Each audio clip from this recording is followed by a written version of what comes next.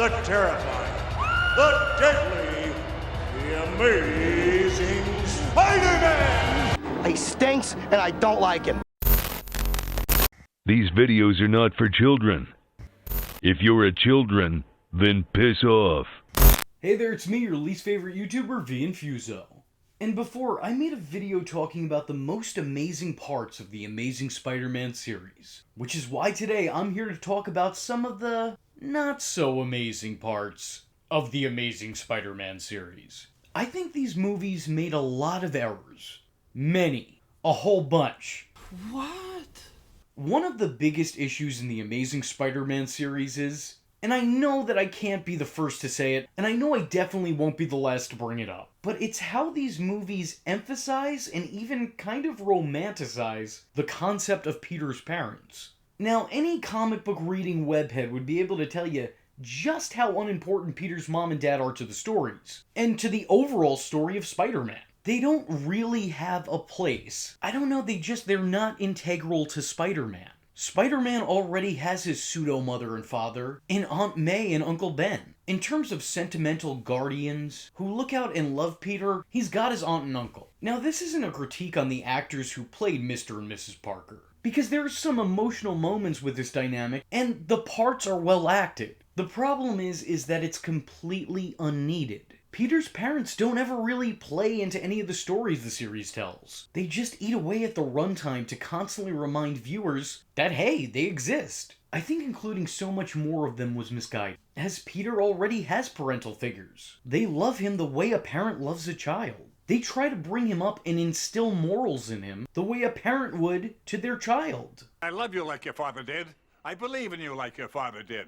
I had with your mother just like your father did. Peter doesn't really have a relationship with his mother or father, and this makes Aunt May and Uncle Ben his surrogate parents. He has a great relationship with them in these movies, but a lot of the time it seems like they're overshadowed in favor of the mystery of Peter Parker's parents. I believe this was done in an effort to further separate this series from the one that came before it, but no good ever really comes of this development. Well, actually, that's not entirely true. We are shown Richard Parker's secret underground subway lair. And hold up, am I watching Spider-Man here, or some National Treasure Nicolas Cage type shit? This feels so bizarrely out of place. And that's in a movie series where men swing from webs to fight Barney and friends. Somehow this is what stands out as the most odd and implausible. There is a bit of a touching moment between father and son here, via a video that Richard Parker left behind. But in that video, other than bringing tears to Peter's eyes, all it does is fill Peter in on the plot from the first movie. The audience doesn't learn any new information. We're just watching Peter get caught up, as we're treated to a recap midway through the second movie. I kind of feel like the presence of Richard Parker, for the most part, sort of replaces Uncle Ben. They're both there, it's just now Richard Parker is put on some kind of pedestal, and Uncle Ben just kind of falls by the wayside. He becomes less important. And look, I don't want to talk shit on any fictional character here not named Damian Wayne, but that just doesn't seem like a fair trade to me. I hate and will always hate the concept that Peter is destined to be Spider-Man. He's the one that was chosen to forever wear these red and blue feety pajamas and play hero. I loathe the very concept of that. In Amazing Spider-Man 2, it was essentially stated that Richard Parker, instead of killing off all the genetically engineered spiders that he and Connors had worked on in their lab, he instead injected them with his DNA. Now, skipping over the fact that he claims that it was quicker to inject a shitload of spiders with his blood, and I sure hope he means his blood, because he only said his DNA. It could mean a couple things, and I don't even want to get into that. Skipping over the fact that he claims it was quicker to put his blood in a bunch of tiny little spiders rather than killing them, and ignoring how downright ridiculous all of that sounds. But this means these creatures will only radioactivate spider traits and mannerisms if the host shares Richard Parker's bloodline. This to me robs Peter of his uniqueness, as almost all of this was now to some degree predetermined. What I've always loved about Spider-Man is that his origin was a matter of chance. Anyone could have been bitten by that superpower transmitting spider, but it just so happened to be Peter Parker. That's what makes Spider-Man interesting. He wasn't assigned to this role by fate. This wasn't some predetermined destiny. This was a matter of circumstance and what one young man did with it. In my last Amazing Spider-Man video, I gave Andrew Garfield a lot of credit for his portrayal of Spider-Man, and also a little bit of grief for him being too cool to be Peter Parker. But in the first movie, I think he's very believable as this version of the character. You know, he was believable in what he did, even if what he did wasn't what I was used to. He doesn't come across like the Peter Parker I know, but he's believable in being his own version of Peter Parker. But in The Amazing Spider-Man 2, it just feels like the guy could have used another take or 12 on like a whole bunch of his scenes. It's like in order to compensate for being British, Andrew throws himself so deep into a New York accent, he almost sounds like a caricature. And then there's these other times where I have no idea what he was trying to sound like, but I don't think he came off the way that he thought he did. He sounds a little bit goofy here. It was like the occasional time that Michael Fassbender would slip back into his Irish accent as Magneto. It's not a continuous problem, but it is a continual one. I just don't get it. Why does he sound like this? He didn't sound like this in the first one. You ain't gotta explain anything to me, man. We both got dumped. I'm in college now. I think it's time that I took care of my own dirty underwear. My dad left a briefcase. That's all I got, a briefcase full of junk. I do, and I won't anymore. Forget it, fine. Can I just do my life? It's just underwear. Whatever, I don't know. I try to think about it. One thing that really gets to me is that there's a strange lack of continuity in these movies. Which is surprising, as there's only 2 of them. Like, how do you completely fuck up your own lore when you've only had 2 chances to do so? In the first movie, Peter is oblivious to Oscorp, having seemingly no idea what it is, what his father did there for a living, or who his colleagues were. But then we get into the second movie, and it's revealed that Petey here was best friends with Harry Osborn, with Pete even going out of his way to track down his buddy when he learns that he's come back to town. Peter meets up with Harry to give him his condolences on his father's death. But the thing is, if he knew Harry and he knew about Harry's father, how could he reasonably not have known about Oscorp?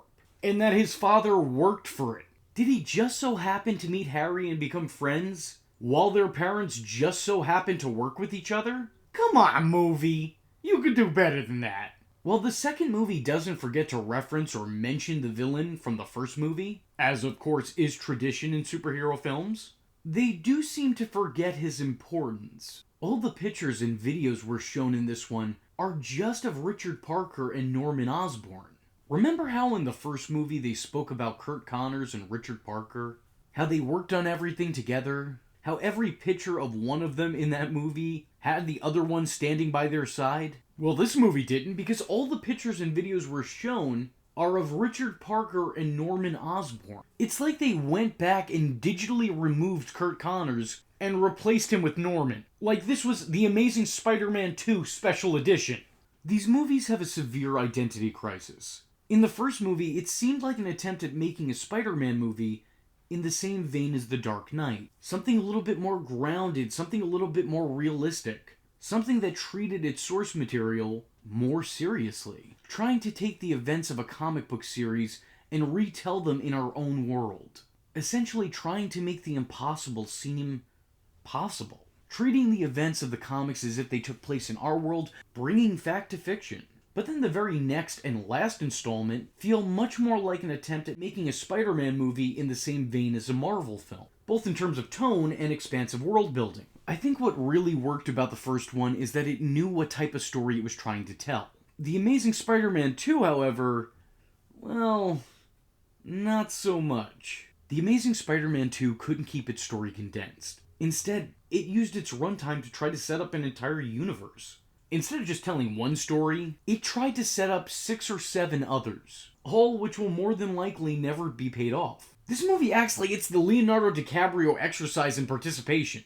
Oh, hey, look, it's the Black Cat. Oh, hey, look, it's Alistair Smythe. Oh, hey, look, it's the Gentleman. Oh, hey, look, it's the Green Goblin. It's the Rhino for 3 seconds. Look, a cameo, a reference, an Easter egg, a nod, a setup in another film, all of that is all well and good. So long as you have a clear and concise story to tell that in. This whole movie was robbed of its own story, of its own identity, in order to become an ad for a bunch of movies that will never be made. This is the very definition of putting the cart before the horse. You are still just engaging Spider-Man fans. The first movie was successful, but I don't think it was successful enough to take this much of a blow to it this early on. There were plans to have a whole-ass Spider-Verse in the same vein as the MCU.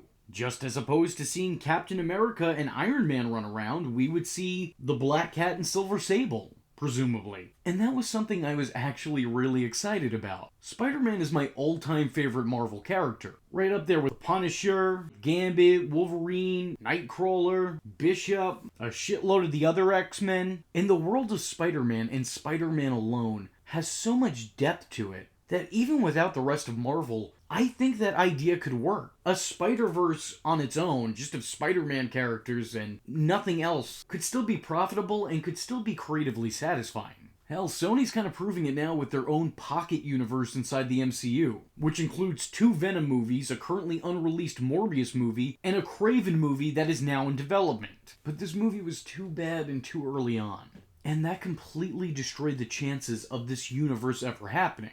The movie was so out of whack and so unfocused on what it wanted to do that the trailers for it were filled with deleted scenes to plots that aren't even in the movie anymore. No, I'm serious. This movie doesn't just have deleted scenes. It has deleted story arcs. You could almost put the alternate scenes together to make a completely different Spider-Man movie. Even including these scenes in the movie that already came out would completely change its tone and overall direction. So that's why I'm saying it now. It's time to release the web cut, you cowards. There were multiple plots and characters that were cut out of the movie entirely. In deleted scenes, Max lives with his mother, who you can kind of make out in this one scene right over here in the background, but not really. Their relationship is far from ideal, with her constantly mocking and making fun of him, which I think would have also contributed to a better understanding of the Max Dillon character. In another deleted plot, it's revealed that Oscorp is stalking Peter, which is revealed to him through Harry. The question, of course, being, is this because he was Richard Parker's son, or because they knew he was Spider-Man? Isn't that the question of the day? Another deleted scene has the Goblin suit being introduced as a battle suit, with Harry noting that it improves physical attributes, making Harry's need to wear it after becoming violently ill make more sense now. Before, it kind of just seemed like it was like, I'm evil now, this is what I gotta do, I'm a bad guy, glider. Harry also gets his revenge on the guy trying to take over his father's company by ending his life. This also adds more context to why he tried to kill Gwen the way he did, because it was already a tried and true method at this point. And in addition to murder, Harry also destroys Oscorp. We get to see more gobby badness. That didn't... I don't like the way that sounded. I'm gonna strike that from my vocabulary. There was even a whole plot that included the introduction of Mary Jane Watson. An actress was cast in everything. The scenes, I believe, were shot, but not only did they not make it to the final cut, but they also didn't make it to the DVD or Blu-ray releases of the movie. These scenes have never been seen. But holy shit, in the movie that concludes with Gwen Stacy's death, you want to introduce the next runner-up? Oh man, the balls on this movie. But the most baffling, batshit crazy deleted thread has to be this. Peter Parker's father has been alive this whole time. Yeah, no, I'm being serious. This isn't real. Peter Parker's father, Richard Parker, who is shown primarily through flashbacks, actually has been alive watching his son this whole time. Watching him from afar. But hey, like father, like son, right? That'll make more sense later. That's a call forward. This is so strange that I can completely understand why this wasn't included, is the fact that this was written and shot. This is something they got not only past the writing room, but they physically brought these people together to shoot the scene. And only in the final cut of the movie did they decide, you know what? It took you that far into this idea to understand that you should have never had this idea. What could have been the next logical step from here? Like, there couldn't have been one. Well, are we just gonna bring Richard Parker back into the fold? Was he gonna go live without May? What was the point? Why was he here? Why was he alive? Why was he a character in the movies? The last set of films got by without even mentioning him by name. What are we doing here? These are all reasonably big plot points that were removed from the movie. And yet the final cut still feels very overcrowded. Some story elements feel completely rushed to a ridiculous degree.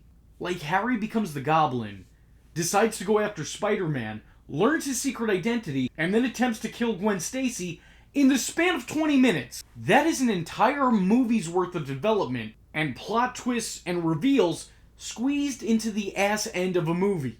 And it's not just this one big plot element. The whole movie feels like this. It's like we're trying to get from A to Z, but they're taking out letters to get us there faster. Guess what? By the time we got to Z, we still don't know the alphabet. The pacing of these movies is extremely off, to a ridiculous degree. And that's mainly because they were trying to do too much. These movies at some point in time stopped being just one movie and then started being, let's see how many movies we can fit into this one movie. And because of that, everything just feels like it's going at rapid speed. Harry's arc especially, and he probably would have done better being the main villain of a movie of his own. These movies just feel incredibly rushed. Then there's these insane leaps in logic that characters make in these movies. Spider-Man, tell me where he is. What? You took his picture. So? You know him. That's not how it works. That's not how any of this works. One thing that's always bugged me was the claim that Peter and Harry were best friends here. They're depicted as being 20 years old, and they even say it's been 8 years since they've last seen each other. So in this case, Harry and Peter were best friends when they were 12 years old, and they haven't seen each other since, nor have they spoken to each other, or probably about each other. I'm sorry, but those are some pretty developmental years there. When you're in your early 20s or even younger, time seems to go by a lot slower. My point is, 8 years when you're 12 feels like 20 years when you're 30. They would not still be best friends. I mean, they could reconnect, sure, I'm not saying no to that, but the fact that they just immediately see each other and start calling each other best buds, as soon as they're reminded that the other exists, it's so unbelievably dumb. I gotta figure out what I'm gonna do with Harry, because of course I want to save him, you know? I want to save him because he's my best pal. On top of that, we don't know what their prior friendship entailed. We don't know why they were so close. We don't know what these characters have been through. We just know that they were best friends at 12, and now they're best friends again at 20. Like there wasn't almost a decade that passed. I'm sorry, this is just so unbelievably dumb. You guys had no contact whatsoever since you were preteens. Y'all weren't even pen pals. You didn't write, you didn't text, but somehow you're best buds? Well, I ain't buying! Like I said in the last video, their friendship is believable, but the circumstances surrounding it are not. Peter tells Gwen he's Spider-Man directly after a dinner date gone bad with her family, and the dinner date goes to shit because Spider-Man's brought up at the table. Gwen angrily pulls him aside, and it's at that particular moment he decides to reveal he's Spider-Man? But why? Why would you do that? Why would you do any of that? It's not like Gwen was taking Spider-Man's side or anything. He just randomly decides to tell her he's Spider-Man after fighting with her father in front of her over Spider-Man. Pete randomly sees a couple lizards walk down the subway station, and he's like, oh shit, that's where the lizard is. And he is. He's right. He's right. One thing I must emphasize, and I think it was my least favorite part of these movies, and the reason I decided to make this video, I gotta talk about just how creepy Spider-Man is in these movies, and how these movies attempt to play it off for Oz. In one of the first scenes in the first movie, we see Peter admiring Gwen from afar. You know, I mean, it's not looking good, but it's not terrible. You know, you have a crush on somebody, you tend to look in their direction. And then he takes out his camera and starts snapping pictures of her. I'm gonna stop you right there. No, that is not cute or quirky. That is very unsettling. Like, she's not posing for these pictures. She doesn't even know that she's being watched. And yet here he is getting some pics for his Gwen collection. Which he has. And again, not cute. You can get off the Hey Arnold type shit right now. It is not okay. Peter also has her picture on his computer at all times. Pictures he himself is not in. Because he doesn't really know her. They're in each other's vicinity. They have the same classes. But they don't really know each other. This is strange, bizarre, and borderline obsessive behavior. And not something I want to see in Spider-Man or anybody with superpowers, mind you, because that, quite frankly, frightens me. Of course, when Gwen hears this, though, she thinks it's adorable. As you do. And that would be weird enough as it is, but then they become a couple, so I guess we could put that aside and start fresh. But then in Amazing Spider-Man 2, after Spider-Man and Gwen break up, he proceeds to watch her from afar, going out of his way to meet her schedule, to follow her around the city, so much that he knows where she's going to be at all times. And yeah, sure, he's socially distancing while wearing a mask. That's not really the problem here.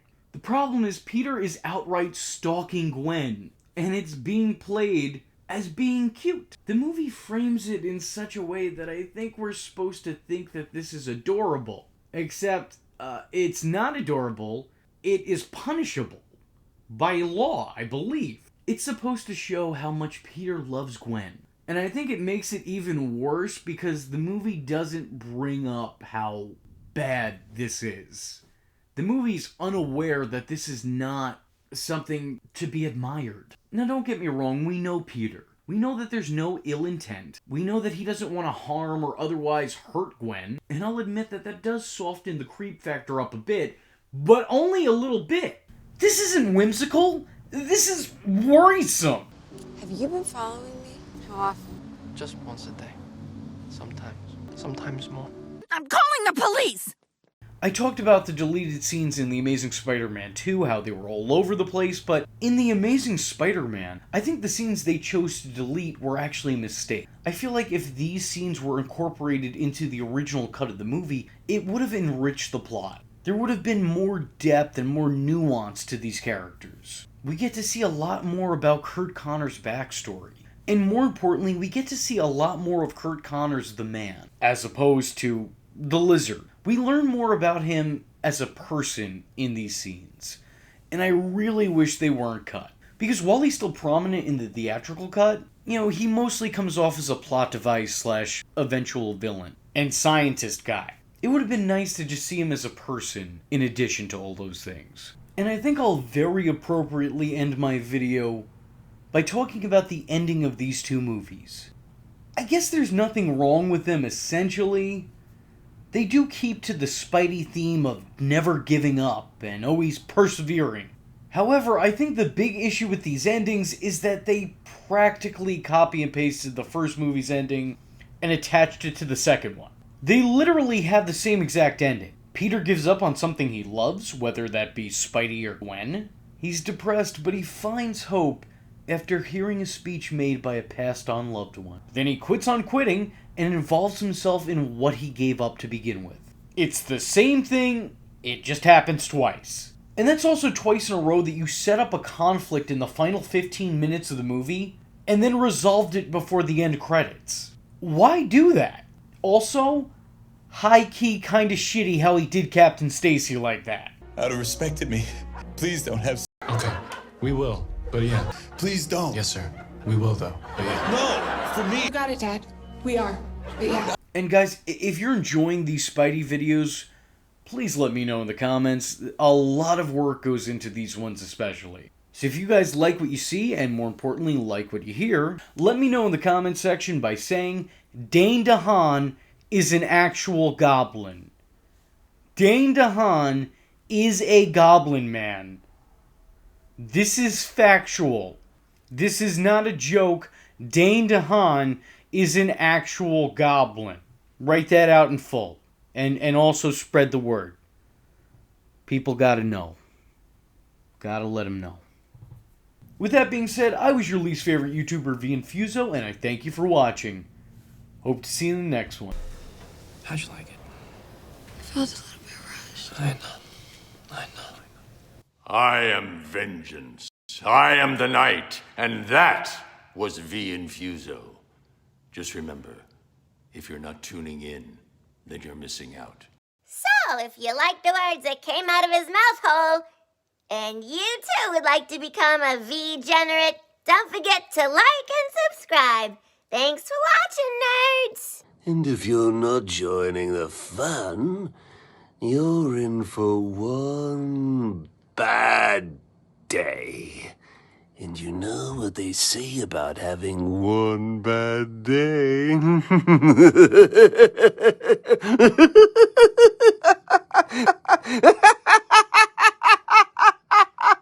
Catch him next time Same bat time. Same bat channel.